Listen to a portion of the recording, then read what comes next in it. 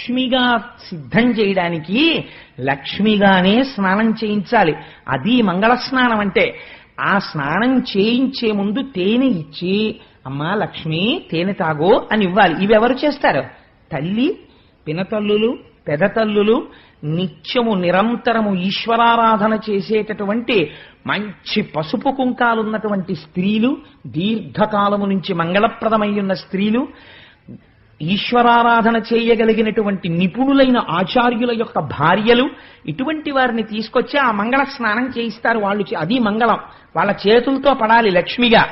అందుకని ఇప్పుడు ఇక్కడి నుంచే లక్ష్మీ తత్వము సంసారంలో ఎత్తుకుంటుందండి. ఇలా మీరు లక్ష్మిగా నారాయణుడికి ఇస్తే ఆయన ఇల్లు లక్ష్మీప్రదమై ఉంటుంది. కొడుకులతో, కోడళ్లతో, 3 తరాలతో.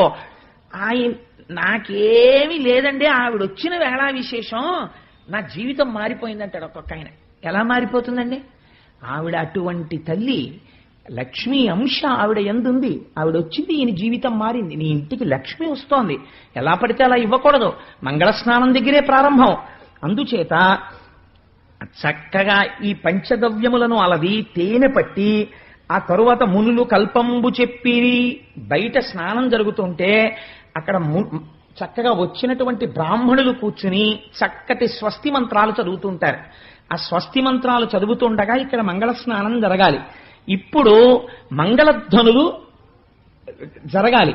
ఈ మంగళధ్వని, లక్ష్మీదేవికి మంగళధ్వని జరగాలంటే స్నానం చేసేటప్పుడు మామూలు వాళ్ళు చదవరు కదా మంత్రాలు, అందుకని మహర్షులు చదువుతున్నారట. ఇప్పుడు మంగళధ్వని చేయడానికి ఎవరు చేయాలి అంటే, ఎవరు చేశారో తెలుసా అండి మంగళధ్వని? లక్ష్మీదేవి మంగళ స్నానానికి మేఘాలు చేసేట. మేఘాలే వేణువులు ఊదేట. ఎందుకని గాలి వెడుతుంటే అది వేణువుగా మారింది. ఒకటి తప్పెట వాయించిందిట, ఒకటి మృదంగం వాయించిందిట, ఒకటి వీణ వాయించిందిట, ఒకటి శంఖం వాయించిందిట, ఒకటి బాకా వాయించిందిట. శబ్దము ఆకాశగుణకము. అందుకని శబ్దము ఆకాశగుణకము కనుక మేఘాలన్నీ కలిసి మహానుభావులు నిజంగా మరి అంటే పూర్వ కవులు కొంత ఇలాంటి పుస్తకాలు చదివిన వాళ్ళు ఉండేవారు. అందుకే వాళ్ళ నోట్లోంచి వచ్చే మాటలు అందంగా ఉండేవి. పిల్లగాలి మేళగాళ్ళు పెళ్లి పాట పాడేరంట అని నేను ఒక గొప్ప బ్యానర్, అది ఎన్నో సినిమాలు తీసింది బ్యానరు. అటువంటి బ్యానర్ వాళ్ళు మాత్రమే అటువంటి పాటలు రాయగలరు. అందుకని పిల్లగాలి మేళగాళ్ళు పెళ్లి పాట పాడేరంట అని నేను అక్కడ ఒక పాటలో విన్నాను. సరే, అందుకని ఆ మేఘములు ఆ మంగళధ్వని చేసి, అంటే ఒక్కొక్కటి అది సినిమా పాట అని మీరు అనుకోకండి. ఒక్కొక్క పాట వింటే హృదయం కదులుతుంది నిజంగా. అబ్బాయి ఎంత గొప్ప మాట ఇది, సమస్త వేదముల యొక్క సారము పిండేడే ఇందులో అనిపిస్తుంది. అది సినిమాలో పాట అవ్వచ్చు, బురదలో పుడితే తామర పువ్వును అంగీకరించట్లేదా? గొప్ప తత్వం ఉంటే ఉన్నది వదిలేవు, లేనిది కోరేవు, ఒక పొరపాటుకు యుగములు పొగిలేవు, తెగిన పతంగానివే మనసా ఊహల ఉయ్యాలవి అన్న మాటలో ఎంత మనస్తత్వం ఉందండి నిజంగా. ఒక్కొక్క మాట వింటుంటే అగాధమగు జలనిధిలోన ఆణిముత్యమున్నటులే శోకానా మరుగున దాగి సుఖమున్నదిలే. ఎంత గొప్ప మాట అండి అది. అవి సినిమా పాటలు కావచ్చు, నేనంటాను అందులో గొప్ప తత్వం ఉందంటాను. అలా ఒక్కొక్కటి రాయడానికి దానికి చాలా వేదాంత సారము తెలుసున్నవాడైతేనే అది రాయగలడు. లేకపోతే అలా అటువంటి ప్రౌఢిమతో కూడినటువంటి పదాలు, అంత గంభీరమైనటువంటి భావముతో ఉన్నవి పడమంటే పడేవి కావు. దిక్కుమాల పాటలు అర్థం లేనటువంటి అంశాలు సరే వాటి జోలు మనకెందుకు, లక్ష్మీ కళ్యాణం చెప్పుకుంటూ. అందుకని పాడిరాడిరి గంధర్వ పతులు సతులు, పరమ సంతోషంతో గంధర్వ పతులు సతులు అందరూ నాట్యం చేస్తున్నారు. లక్ష్మీదేవికి మంగళ స్నానాలు జరుగుతున్నాయి అని పండిత సూక్తులతోడుత తుండంబుల సాచి తీర్థతోయములెల్లన్ కుండముల ముంచి దిగ్వే దండంబుల జలక మార్చ తరుణీమణికిన్. ఇదే కనకధారా స్తోత్రంలో శంకర భగవత్పాదులు దిగ్గస్తిభిక్కన కకుంభ ముఖావ సృష్ట స్వర్వాహినీ విమలచారు జలప్లుతాంగీం ప్రాతర్నమామి జగతాం జననీమశేష లోకాధినాథ గృహిణీం అమృతాభిపుత్రీం అని స్తోత్రం చేశారు మహానుభావుడు. ఇంకా 8 సంవత్సరాలు రానివాడు ఎటువంటి ప్రౌఢిమతో కూడిన కవిత్వం చెప్పాడో చూడండి, పొంగిపోయింది అందుకే లక్ష్మీదేవి. అందుకని దిగ్గస్తిభిక్కన కకుంభ ముఖావ సృష్ట స్వర్వాహిని విమలచారు జలప్లుతాంగీం. దిక్కులన్నిటా మోసేటటువంటి ఏనుగులు తమ తుండములతో తీర్థములలో ఉండేటటువంటి జలాల్ని ఆ మంగళ స్నానపు పాత్రలలో కలిపి గంగాది జలముల యొక్క నీరు కలపాలి. ఆ తుండములతో ఉన్న బిందెలతో కనకమయమైనటువంటి పాత్రలతో పైకెత్తి అభిషిక్తముగా ఆ నీటిని పోసేట వేదమంత్రాలు స్వస్తివాచకం పలుకుతుండగా మంగళధ్వనులు మోగుతుండగా అమ్మవారు స్నానం చేసిన తరువాత ఇప్పుడు కట్టంగ పచ్చని పట్టుపుట్టముదో ఈ ముదుతకు తెచ్చి సముద్రుడిచ్చే. ఎంత ప్రేమో చూడండి. తన పెళ్ళానికి చీర తెచ్చుకోవడం కావ్యంలో చెప్పవలసిన పెద్ద విశేషం ఏం కాదు. సాధారణంగా తండ్రి ఎప్పుడూ ఒక పని చేయడు. ఏ పని చేయడంటే అమ్మాయి ఏ బట్టలు కట్టుకోవాలో, అమ్మాయి ఏ పరికిణీ కట్టుకోవాలో తండ్రి గారు ఎప్పుడు చెప్పడం. అది సాధారణంగా తల్లి చెప్తుంది, నువ్వు ఇవాళ ఈ బట్టలు కట్టుకోవే అంటుంది. కానీట పెళ్లి కూతుర్ని చేస్తున్నప్పుడు తండ్రి సంతోషం ఎంత గొప్పగా ఉంటుందంటేట, మా అమ్మాయి లక్ష్మీ స్వరూప, నేను కన్యాదానం చేస్తున్నాను, నారాయణుడి కాళ్ళు కడిగని పొంగిపోయి ఆ పట్టు చీరలన్నీ ఆ మూతలు తీసి అక్కడ పెడితే తండ్రి స్వయంగా వెళ్లి చూసుకుని నీకేం తెలుసు నా కూతురికి ఎంత బాగుంటుందో ఇది అని తను సెలెక్ట్ చేస్తాట. తను నిర్ణయం చేసి అమ్మా ఈ పట్టుబట్ట కట్టుకోమ్మా అని తండ్రి అంటే ఆ ఆడపిల్ల మనస్సు ఎలా ఉంటుందంటే, పిచ్చి నాన్నగారు, మా నాన్నగారికి ఎంత పిచ్చి ప్రేమో అని ఆ చీర కట్టుకు పొంగిపోతుందట. తండ్రి పట్టుకెళ్ళి ఇస్తాడు, చీర కట్టుకోమ్మా అని ఆ చీర తండ్రి ఇస్తాడు. తండ్రి ప్రేమ ప్రేమ, నేను తల్లి ప్రేమని తక్కువ చేయట్లేదు, కానీ అంటే తల్లి తండ్రి ఇద్దరు సమానం కదండి. అందుకని ఆ రోజున మాత్రం చీర తాను నిర్ణయం చేశాట సముద్రుడు. కట్టంగ పచ్చని పట్టు పుట్టముదో ఈ ముదితకు తెచ్చి సముద్రుడిచ్చే. ఎప్పుడైనా సరే అమ్మవారికి ఇచ్చేటప్పుడు వస్త్రద్వయం సమర్పయామి, ఒక వస్త్రం ఇవ్వకూడదు, వస్త్రం మీద వస్త్రం పెట్టి, కంచుకమంటే రవికెల బట్టో ఏదో ఒకటి పెట్టి కలిపి ఇవ్వాలి. పెద్దలకి భోజనం పెట్టినప్పుడు ఒక విస్తరి వేయకూడదు, శాస్త్రంలో నిషిద్ధం. ఒక అరిటాకు వేస్తే తుంపి మళ్ళీ అరిటాకు ముక్కన్నా వెయ్యాలి, కనీసం 2 వెయ్యాలి. ఇచ్చేటప్పుడు వస్త్రద్వయం సమర్పయామి అనాలి, అని వస్త్రద్వయం ఇవ్వాలి. లేదా కనీసం ఒక దూదిపోగు దగ్గర పెట్టుకుని వస్త్రం మీద దూది పోగు పెట్టి ఇవ్వాలి. అందుచేత కట్టంగ పచ్చని పట్టుపుట్టముదో ఈ ముదితకు తెచ్చి సముద్రుడిచ్చే. వస్త్రద్వయాన్ని తెచ్చి సముద్రుడు లక్ష్మీదేవికి ఇచ్చాడు. మత్తాళినికరంబు మధువాన మోగిన వైజయంతి మాలవరునుడిచ్చే. ప్రతి ఇంట్లో కూడా ఒక గమ్మత్తు ఉంటుంది. ప్రతి ఇంటికి ఒక యజమాని ఉంటాడు. ఆ యజమానికి చాలా దగ్గర స్నేహితుడు ఒకడు ఉంటాడు. ఆ స్నేహితుడు ఎటువంటి వాడై ఉంటాడో తెలుసా అండి? ఆయన్ని సుహృత్ అని పిలిచింది శాస్త్రం. సుహృత్ అంటే ఆయన బిడ్డని తన బిడ్డగా భావిస్తాడు. ఆ హృదయం పెంచుకోవాలి సుహృత్ కావాలంటే. తన కూతురు ఎంత మంచి సంబంధం రావాలని కోరుతున్నాడో తన సుహృత్ కూతురు కూడా అంత మంచి సంబంధం రావాలని కోరాలి. తన కూతురు ఎలా ఐదోతనంతో ఉండాలని కోరుతున్నాడో తన సుహృత్ యొక్క కూతురు కూడా అలా ఉండాలని కోరాలి. అలాంటి వాడు ఒకడు ఉంటాడు. వాడు ఈయన ఇంట్లో పెళ్లి జరుగుతుంటే తన కూతురు పెళ్లి జరుగుతున్నట్టే సంతోషపడిపోతాడు. అందుకని ఈయన ముందు ఇవ్వగానే వెనక ఎవరిచ్చారో తెలుసండి? సుహృత్ ఇచ్చాడు. ఎవరా సుహృత్? సముద్రం తండ్రి అయితే సముద్రుడిలో ఉన్న వరుణుడే సుహృత్. అందుకని ఎప్పుడూ దగ్గరుంటాడు. అందుకని ఆ సుహృత్ ఏమిచ్చాడు అంటే వైజయంతి మాల ఇచ్చాట అమ్మవారు వేసుకోవడానికి. కాంచన కేయూర కంకణ కింకిణి కటకాదులను విశ్వకర్మ ఇచ్చే. విశ్వకర్మ ఏదైనా తయారు కేయూర కంకణ కింకిణి కటకాదులను, అమ్మవారు వేసుకోవడానికి కావలసినటువంటి గాజులు, అమ్మవారు వేసుకునే హారాలు, అమ్మవారు పెట్టుకునే నగలు, ఇవన్నీ ఒక పెద్ద దంతపు పెట్టిలో పెట్టి తెచ్చి విశ్వకర్మ ఇచ్చేట. భారతి ఒక మంచి తారాహారమునిచ్చే. సరస్వతీదేవి ఒక మంచి తారాహారాన్ని ఇచ్చిందిట. పాణి పద్మమునిచ్చే పద్మభవుడు. ఇదో చాలా గమ్మత్తైన విషయం అండి నిజంగా.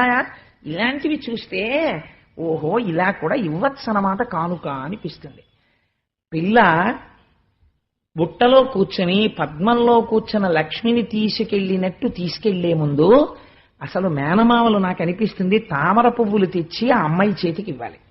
అమ్మా నిన్ను లక్ష్మిగా చూసి నీ తల్లి తోడబుట్టిన వాళ్ళగా, నిన్నెప్పుడూ మేనమావగా మేము దుష్టచూపు చూడలేదు, లక్ష్మిగా చూసి నారాయణుడి దగ్గరికి చేరుస్తున్నాం అని తామర పూలు ఇచ్చి పిల్ల చేత్తో తామర పూలు పట్టుకుని బుట్టలో రావాలి.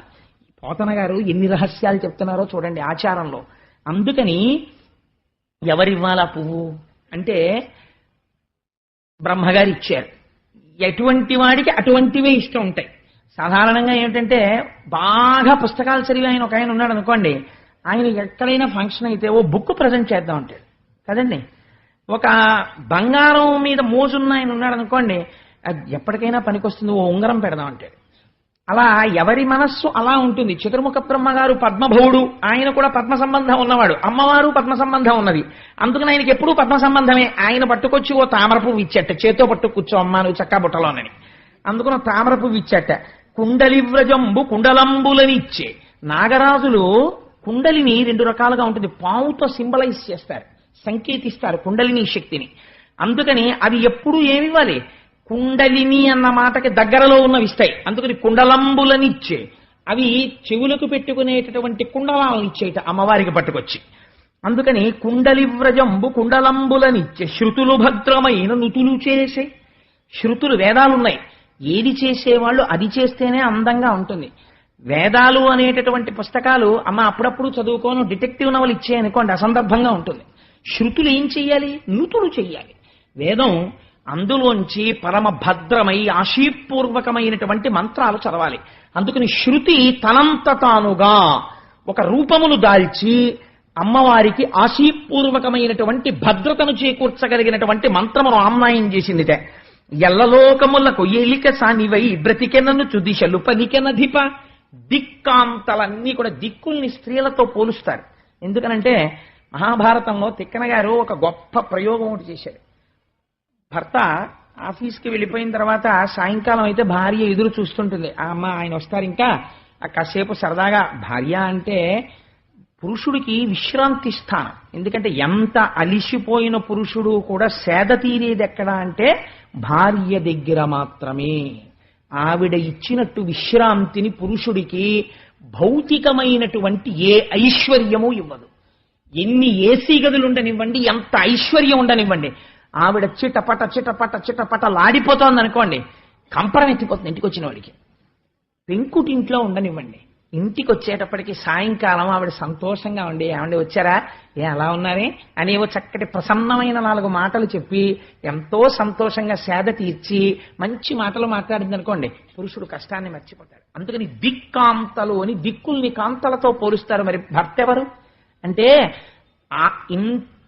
రోజు ఆఫీస్కి వెళ్ళేవాడైనా సాయంకాలం భర్తృదర్శనం అయ్యేటప్పటికీ లజ్జతో కూడినటువంటి ఎర్రటి కాంతులు వస్తాయిట పరమ సౌశీల్యవతి అయినటువంటి భార్య యందు. అందుకని పడమటి దిక్కనబడేటటువంటి కాంత సూర్యుడు తూర్పు నుంచి అటువైపుకి వచ్చేటప్పటికి బుగ్గలు ఎర్ర పడ్డాయ్యా, అందుకని రాగరంజితములయ్యాయి అన్నారు పోతన తిక్కన గారు మహాభారతంలో. ఆయనలో అందమైన ప్రయోగాలు. అందుకని ఆ ఎల్లలోకములకు ఏలిక సానివై బ్రతికెననుచు దిశలు పలికెనధిప. ఆ దిక్కాంతలందరూ ఆశీర్వచనం చేశారట. ఎల్లలోకములకు హద్దులేవి, దిక్కులే. అందుకని ఆ దిక్కాంతలు ఆశీర్వచనం చేశారట. అమ్మా లక్ష్మి, నువ్వు ఎల్లలోకములకు ఏలిక రాణివై ఏలిక సానివై పరిపాలించదవుగాక అని ఆశీర్వచనం చేశారట. ఇప్పుడు ఈ తల్లికి స్వయంవరాన్ని, ఆ తల్లి తనంత తానుగా వరుణ్ణి ఎంచుకోగలిగినటువంటి పద్ధతిని సముద్రుడు ఆమోదించాడు. ఆయన నిర్ణయించలేదు. అమ్మా నువ్వు నా కడుపున పుట్టి నాలోంచి జన్మించి క్షీర సముద్రానికి కూతురు అని నాకు వైభవాన్ని ఇచ్చావు, నేనా నీకు భర్తనించగలిగిన వాణ్ణి, నువ్వే ఎన్నుకో తల్లి అన్నట్ట అని చేతికి ఒక చెంగల్వ పూదండ ఇచ్చట.